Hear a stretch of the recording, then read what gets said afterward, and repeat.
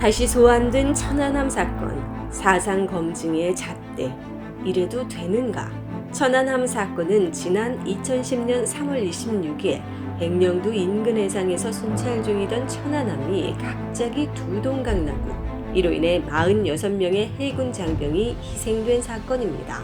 사고 원인에 대한 여러 논박들이 있었으나 당시 이명박 정권은 북한 잠수함의 어뢰 공격에 의한 격침으로 결론 지었습니다. 희생자들이 있고 한국 해군의 명예가 걸려 있으며 북한과의 군사적 사안으로 연결시킨 사건이라 정부의 결론에 대한 반론 제기는 희생자를 모독하고 한국 해군의 명예를 손상시킬 뿐만 아니라 북의 입장을 옹호한다는 지탄을 받는 사안이 되었습니다. 다른 문제 제기가 금지된 일종의 성역이 된 셈입니다.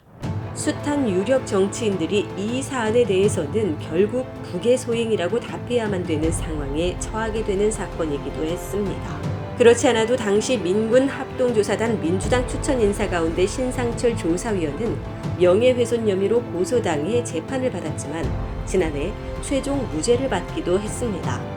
그는 해양대학 출신으로 해군에 복무한 바 있는데 북한 어뢰 공격설을 뒤집는 좌초설을 주장했었습니다.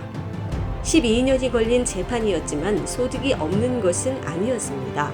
고등법원에서 열린 항소심에서 재판부는 군과 검찰이 천안함 한미 우연 프로펠러의 휘어짐 상태의 원인과 어뢰 폭발의 인과관계를 설명하지 못한 점, 선체와 어뢰 등에 묻어있는 백색 흡착 물질의 성분이 어뢰 폭발에 의한 것이라고 단정할 수 없다는 신 전 위원의 문제 제기는 이유 있다 하는 판결을 내린 바 있습니다. 대법원의 판결까지 포함하면 이 사건은 여전히 의문의 여지가 많다는 것을 알 수 있습니다. 사건 당시 인근 해역에서는 한미합동 대잠 경계훈련이 펼쳐진 상황이었습니다. 따라서 북한이 작전 중인 한미 해군의 탐지망에 전혀 걸리지 않은 채 1.7톤에 달하는 중어뢰를 장착할 수 있는 130톤 연어급 잠수함으로 해류가 강한 지역까지 침투해 그것도 순찰함에 불과한 천안함을 공격할 수 있겠는가 하는 것이 가장 먼저 제기된 의문이었습니다. 북한은 자신들에게 130톤의 연어급 잠수함이 없다고 공식 발표했습니다. 게다가 북의 잠수함이 천안함 공격 후 유유히 도주까지 했다는 것인데 만일 이것이 사실이라면 작전 대실패에 따른 책임 추궁이 전혀 없었다는 것도 해명이 필요한 사안 가운데 하나였습니다. 이후 2개월이 지난 뒤 인양했다고 보고된 어뢰 추진체 껍데기는 가장 논란이 된 사안이었습니다. 일본이라고 쓴 방식은 이로와 같은 방식으로 쓰는 북한의 표기법과 다르다는 것, 발사 추진 과정에서 고열로 사라졌어야 할 표면 글씨가 그대로 선명하게 남아있다는 것, 추진체 부식 상태 등 구례 보고가 앞뒤가 전혀 맞지 않다는 문제 제기가 계속되었습니다. 이와 관련해 이승원 버지니아 대학교 물리학과 교수의 논박이 가장 강력했고 러시아의 조사 결과 또한 정부 공식 발표와 달라 논쟁이 가라앉지 않았습니다. 이 밖에도 두동강 난 천안함 단면에 대한 공개 문제, 내부 총격 실상에 대한 여러 논박들이 오갔습니다.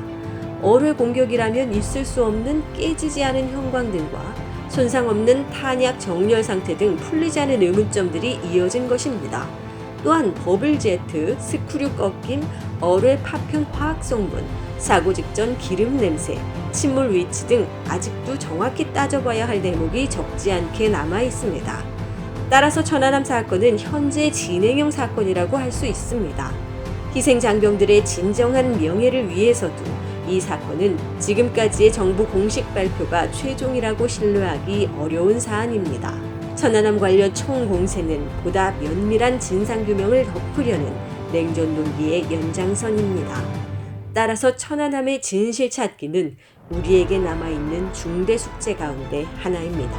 2023년 6월 7일 촛불행동